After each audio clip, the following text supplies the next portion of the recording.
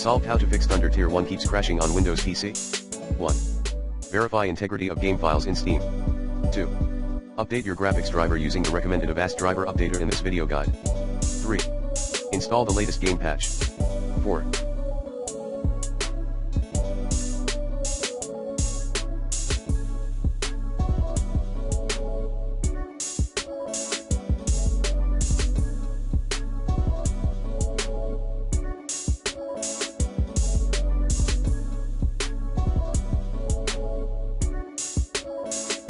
Disable Steam overlay. 5. Temporarily disable antivirus software. 6.